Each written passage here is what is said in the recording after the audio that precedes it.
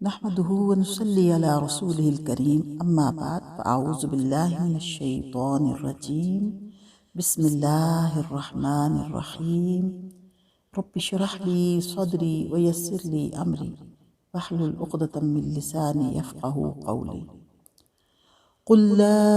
أقول لكم عندي خزائن الله کہہ دو میں تمہارے سامنے یہ دعویٰ نہیں کرتا کہ میرے پاس اللہ کے خزانے ہیں۔ خزائن اللہ ولا اعلم الغیب، اور نہ میں غیب جانتا ہوں۔ ولا اقول لکم انی ملک، اور نہ تمہارے سامنے یہ دعویٰ کرتا ہوں کہ میں کوئی فرشتہ ہوں۔ ان اتبع الا ما یوحی الی، میں تو صرف اس وحی کی پیروی کرتا ہوں جو مجھ پر آتی ہے۔ قل هل يستوي الاعمى والبصیر، کہہ دو کیا اندھے اور بینا دونوں یکساں ہو جائیں گے؟ افلا تتفکرون، کیا تم غور نہیں کرتے؟ عزیز ساتھیو، دوستو، بہن بھائیو اور بزرگو، السلام علیکم ورحمۃ اللہ وبرکاتہ۔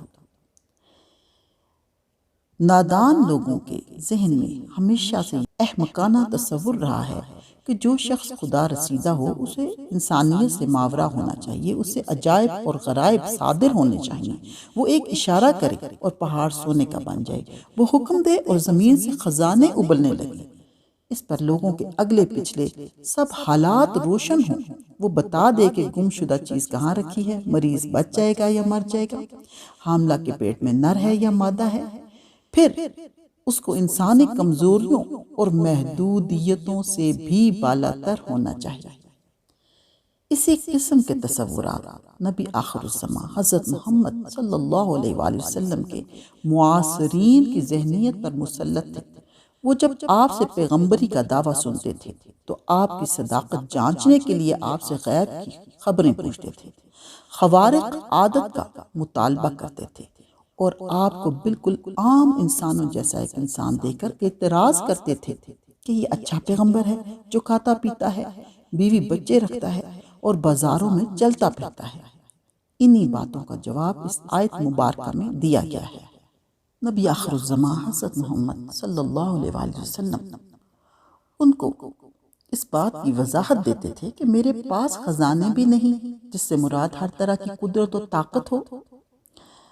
کہ میں تمہیں اللہ کے اذن اور مشیت کے بغیر کوئی ایسا معجزہ کر کے دکھا سکوں جیسا کہ تم چاہتے ہو، جسے دیکھ کر میری نبوت کا یقین ہو جائے۔ میرے پاس غیب کا علم بھی نہیں کہ مستقبل میں پیش آنے والے حالات سے تمہیں مطلع کروں۔ میں فرشتہ بھی نہیں کہ تم مجھے ایسے امور پر مجبور کرو جو انسانی طاقت سے بالا ہوں۔ میں تو صرف وحی کا پیرو ہوں جو مجھ پر نازل ہوتی ہے۔ اور اس میں حدیث بھی شامل ہے، جیسا کہ آپ صلی اللہ علیہ وآلہ وسلم نے فرمایا، اوتیت القرآن ومثلہ معہ، مجھے قرآن کے ساتھ اس کی مثل بھی دیا گیا ہے۔ یہ مثل حدیث رسول صلی اللہ علیہ وآلہ وسلم ہی ہے۔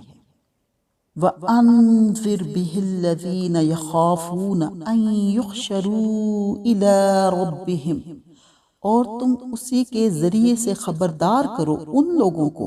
جو ڈر رکھتے ہیں اس بات کا کہ وہ اپنے رب کے پاس اکٹھے کیے جائیں گے۔ لَيْسَ لَهُم مِّن دُونِهِ وَلِيٌّ وَلَا شَفِيعٌ لَعَلَّهُمْ يَتَّقُونَ، اس حال میں کہ اس کے سامنے نہ ان کا کوئی حامی ہوگا نہ شفیع، تاکہ وہ تقوی اختیار کریں۔ مطلب یہ ہے کہ جو لوگ دنیا کی زندگی میں ایسے مدہوش ہیں کہ انہیں نہ موت کی فکر ہے نہ یہ خیال ہے کہ کبھی ہمیں اپنے خدا کو بھی منہ دکھانا ہے، ان پر تو یہ نصیحت ہرگز کارگر نہیں ہوگی، اور اسی طرح ان لوگوں پر بھی اس کا کچھ اثر نہیں ہوگا جو اس بے بنیاد بھروسے پر جی رہے ہیں کہ دنیا میں ہم جو چاہیں کر گزریں، آخرت میں ہمارا بال تک بیکا نہ ہوگا۔ اس میں ان اہل کتاب اور کافروں اور مشرکوں کا عقیدہ ہے کہ وہ اپنے آباء و اجداد کے بتوں کو اپنا سفارشی سمجھتے تھے، پھر اس لیے ان کا کارساز اور سفارشی نہیں ہوگا جو عذاب جہنم کا مستحق قرار پا چکے ہوں گے، ورنہ مومنوں کے لیے اللہ کے نیک بندے اللہ کے حکم سے سفارش کریں گے، یعنی شفاعت کی نفی اہل کفر اور شرک کے لیے ہے۔ اللہ سبحانہ وتعالیٰ نبی آخر الزمان حضرت محمد صلی اللہ علیہ وآلہ وسلم کو تاکید کرتے ہیں اس آیت مبارکہ میں۔ اس کی وضاحت یوں ہے کہ لہٰذا ایسے لوگوں کو چھوڑ کر تم اپنا روح سخن ان لوگوں کی طرف رکھو جو خدا کے سامنے حاضری کا بھی اندیشہ رکھتے ہوں اور اس کے ساتھ جھوٹے بھروسوں پر پھولے ہوئے بھی نہ ہوں۔ اس نصیحت کا اثر صرف ایسے ہی لوگوں پر ہو سکتا ہے اور انہی کے درست ہونے کی توقع کی جا سکتی ہے۔ وَلَا تَطْرُدِ الَّذِينَ يَدْعُونَ رَبَّهُمْ بِالْغَدَاوَةِ وَالْعَشِيِّ، اور تم ان لوگوں کو اپنے سے دور نہ کیجیو جو صبح اور شام اپنے رب کو پکارتے ہیں، یریدون وجہ، اس کی خوشنودی چاہتے ہوئے، ما علیک من حسابہم من شیء وما من حسابک علیہم من شیء، ان کی ذمہ داری کا کوئی حصہ تم پر نہیں اور نہ تمہاری ذمہ داری کا کوئی حصہ ان پر ہے۔ فَتَطْرُدَهُمْ فَتَكُونَ مِنَ الظَّالِمِينَ، کہ تم ان کو اپنے سے دور کر کے ظالموں میں سے بن جاؤ۔ قریش کے بڑے بڑے سرداروں اور امیر لوگوں کو نبی صلی اللہ علیہ وآلہ وسلم پر منجملہ اور اعتراضات کی ایک اعتراض یہ بھی تھا کہ آپ کے گرد و پیش ہماری قوم کے غلام، موالی اور ادنا طبقہ کے لوگ جمع ہو گئے ہیں۔ وہ تانا دیا کرتے تھے کہ اس شخص کو ساتھی بھی کیسے کیسے معزز لوگ ملے ہیں، بلال، عمار، سہیب اور خباب، بس یہی لوگ اللہ کو ہمارے درمیان ایسے ملے جن کو برگزیدہ کیا جا سکتا تھا۔ پھر وہ ان ایمان لانے والوں کی خستہ حالی کا مذاق اڑانے پر ہی اکتفا نہ کرتے تھے، بلکہ ان میں سے جس سے کبھی پہلے کوئی اخلاقی کمزوری ظاہر ہوئی تھی اس پر بھی حرف گیریاں کرتے تھے اور کہتے تھے کہ فلاں جو کل تک یہ تھا اور فلاں جس نے یہ کیا تھا، آج وہ بھی اس برگزیدہ گروہ میں شامل ہے۔ انہی باتوں کا جواب یہاں دیا جا رہا ہے۔ بے سہارا اور غریب مسلمان جو بڑے اخلاص سے رات دن اپنے رب کو پکارتے ہیں، یعنی اس کی عبادت کرتے ہیں، آپ مشرکین کے اس طعنہ یا مطالبہ سے، اے محمد تمہارے ارد گرد تو غربا اور فقراء کا ہی ہجوم رہتا ہے، ذرا انہیں ہٹاؤ تو ہم بھی تمہارے پاس بیٹھیں، اس طرح کی طنز کیا کرتے تھے۔ اللہ سبحانہ وتعالیٰ فرماتے ہیں، اے نبی ان غرباء کو اپنے سے دور نہ کرنا، خاص طور پر جبکہ آپ کا کوئی احسان ان کے متعلق نہیں، اور اگر ایسا کریں گے تو یہ ظلم ہوگا جو آپ کے شایان نشان نہیں ہے۔ مقصد امت کو سمجھانا ہے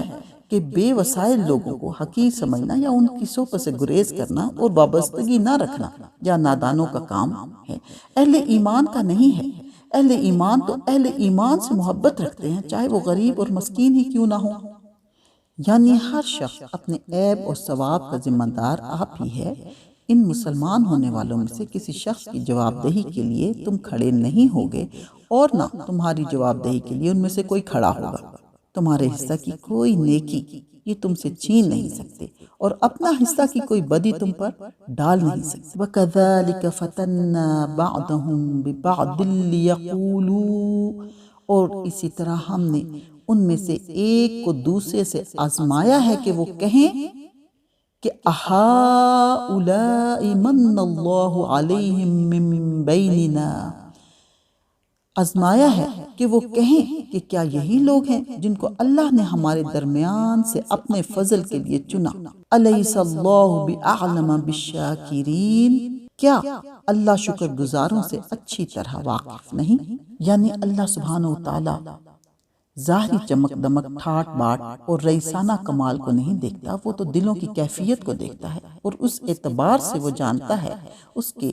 شکر گزار بندے حق شناس کون ہیں۔ بس اس نے جن کے اندر شکر گزاری کی خوبی دیکھی انہیں ایمان کی سعادت سے سرفراز کر دیا، جس طرح حدیث میں آتا ہے اللہ تعالیٰ تمہاری صورتیں اور تمہارے رنگ نہیں دیکھتا، وہ دل اور عمل دیکھتا ہے۔